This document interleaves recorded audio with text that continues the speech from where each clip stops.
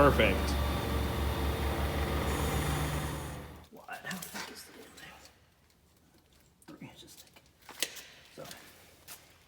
So tell our audience what we're doing today. So I'm sitting here editing, and I didn't realize that I didn't explain what we were doing with the drawbar.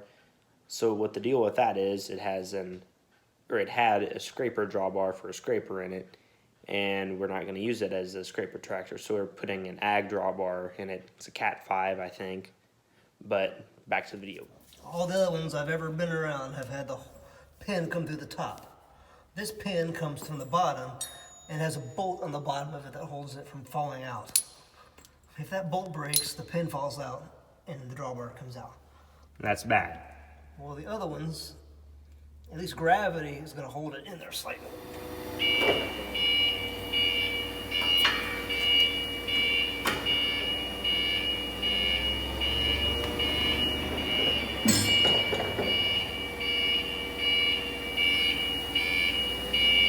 Mission accomplished, right, Dad? Of course.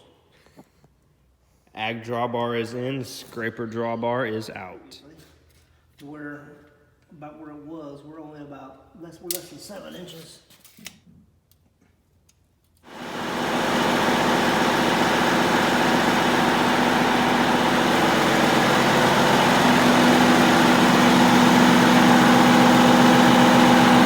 Good afternoon. It is March 30th, and this is part 2 of my video from yesterday because that wasn't enough to make a whole video about. But if you hear that sound behind me, I think it may be dry enough to work some ground, but we're gonna find out. And I'm gonna fix some of the ground that I worked the other day when it was very, very, very wet. Today I'm using a John Deere CC field cultivator. It's 8 feet wide and a 1951 John Deere G.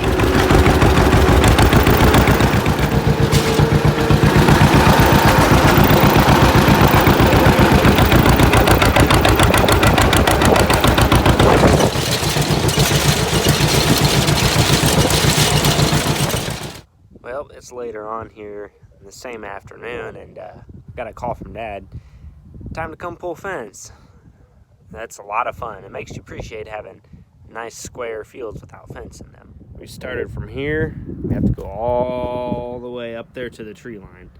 And then there's another piece of fence, starts right there, and that goes all the way to the other tree line.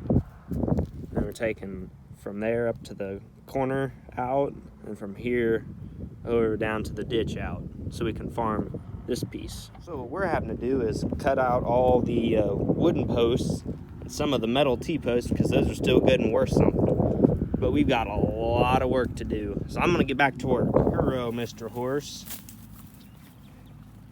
Mind if I take you for a spin? And also on the same farm, there's kind of an abandoned farmstead area. It's super pretty. There's like 170 acres here, and 140 of it's tillable, and there's 30-acre bottom field over there, and then the rest of it's all the way around. It's an old case. It was like a 830 or 930 tractor from the late 60s. It's pretty neat. So earlier in the day, when I was out here with my G and cultivator, I was trying to fix this mess that I created when I was out here working ground. It was entirely too wet. And it's another lovely evening in Northeast Missouri, like usual. And so I was trying to fix it with, first I used the field cultivator again, then it became obvious that that was not going to work. So I went and got my disc, and I was attempting to fix it that way. And you'll notice there's a kind of a line all the way down there.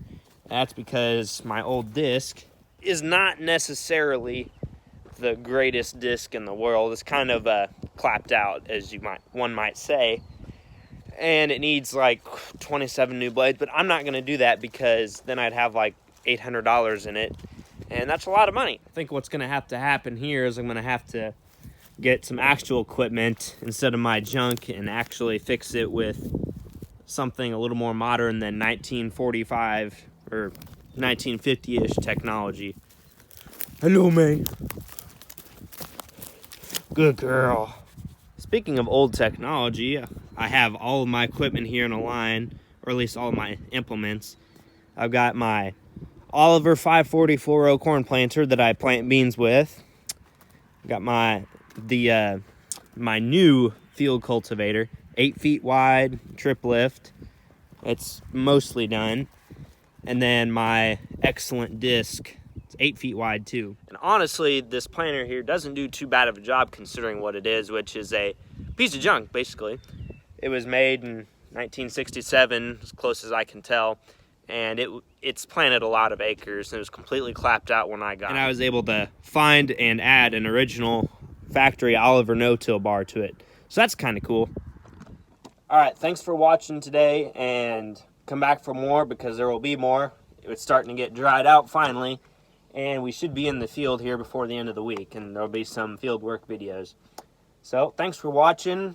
Come back and see us again. Some geese. And like, comment, subscribe. We'll catch you next time. I don't know if you can hear it, but Canadian geese are obnoxiously loud.